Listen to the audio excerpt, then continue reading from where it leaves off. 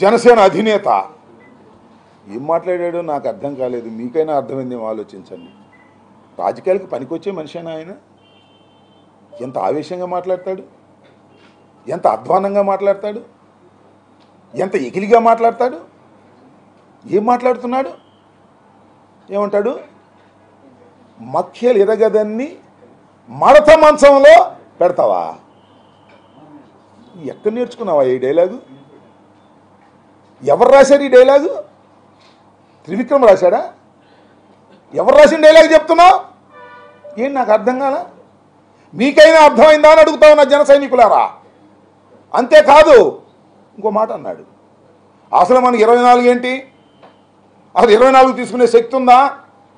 ఎవరైనా ఒక రాజకీయ పక్షం పార్టీ పెట్టుకుంటే మా రాజకీయ పక్షానికి అపారమైనటువంటి బలం ఉంది, మా రాజకీయ పక్షాన్ని ప్రజలు మెచ్చుకుంటున్నారు, మాకు ఉద్దండులైనటువంటి సైనికులు ఉన్నారు, మాకు నాయకులు ఉన్నారు అని చెప్పుకుంటారే ఎవరైనా. ఏం కర్మయ్య ఇది? నాకు అర్థం కాలేదు. మనకు 24 సీట్లు ఇవ్వటమే ఎక్కువ? మనకు అసలు దమ్ముందా? మనకు అసలు బూత్ మేనేజ్మెంట్ చేసేవాళ్ళు ఉన్నారా? మన దగ్గర డబ్బు ఉందా? మనం 500 మందికి భోజనాలు పెట్టగలమా? అసలు మనం 24 సీట్లకు పోటీ చేయగలమా? మన పార్టీ ఇంత అధ్వాన్నంగా ఉందే. ఇంత అధ్వాన్నంగా ఉన్న పార్టీకి చంద్రబాబు నాయుడు 24 సీట్లు ఇచ్చాడే గొప్ప విషయమే అని చెప్పేటటువంటి ప్రయత్నమే చేశావే. ఏమిటి రాజకీయం నేను అడుగుతా ఉన్నా. జన సైనికులారా ఆలోచించమని మనం చేస్తున్నా. మా మీద విరుచుకుపట్టం కాదు, జగన్మోహన్ రెడ్డి గారి మీద విరుచుకుపట్టం కాదు, చంద్రబాబు నాయుడు గారిని దేహి అని నేను తీసుకొచ్చాను 24 సీట్లు అనేటువంటి పద్ధతుల్లో మాట్లాడుతున్నామంటే సిగ్గుందా లేదా నేను అడుగుతా ఉన్నా. నిన్ను నమ్ముకున్నటువంటి జన సైనికుల పరిస్థితి ఏమిటని అడుగుతా ఉన్నా. ఏం దుర్మార్గం ఇది నాకు అర్థం కాదు. అంతేకాదు నన్ను ప్రశ్నిస్తారా? ఏందయ్యా నాకు అర్థం కాలేదు. ప్రశ్నించడానికే పెట్టిన రాజకీయ పక్షం అన్నావే, ప్రశ్నించడం ప్రజాస్వామ్యంలో హక్కు అన్నావే, నన్ను ప్రశ్నిస్తారా? నన్ను ప్రశ్నించేవాడు నాయకుడు ఉండొద్దు. పోండి, నన్ను ప్రశ్నించేవాళ్ళు. నన్ను మెచ్చుకునేవాడే నాయకుడు ఉండాలా. అది 24 సీట్లు ఎందుకు తీసుకుని అడిగితే ఒప్పుకోను నేను. ఏమిటిది? ఈ దుర్మార్గం ఏంటి? ఈ అన్యాయం ఏంటి? ఈ అక్రమం ఏంటి? ఇదేనా రాజకీయాలు? నేను చాలా సందర్భాల్లో చెప్పా, ఇప్పుడు కూడా చెప్తున్నా. పవన్ కళ్యాణ్ అనే వ్యక్తి, నాకు గౌరవమే పవన్ కళ్యాణ్ గారు అంటే, నాకు ఏ విధమైనటువంటి అగౌరవం లేదు. చిరంజీవి గారి తమ్ముడు, మంచి సినిమా యాక్టరు, బ్రహ్మాండంగా సినిమాలు ఆడతాయి.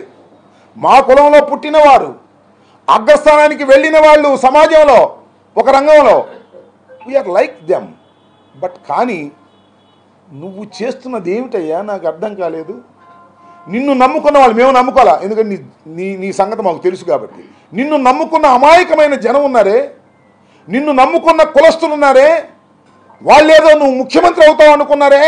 ముఖ్యమంత్రి కాకపోతే కాపోయావు, అసలు ముఖ్యమంత్రికి పనికిరారు అనేటువంటి పద్ధతుల్లో నువ్వు మాట్లాడుతున్నావంటే, నేను అనేక సందర్భాల్లో చెప్పా, ఒక రాజకీయ నాయకుడిగా, ఒక కాపు కులానికి చెందిన వ్యక్తిగా నేను అనేక సందర్భాల్లో చెప్పా, పవన్ కళ్యాణ్ గారు రాజకీయాలకు పనికిరాని వ్యక్తి.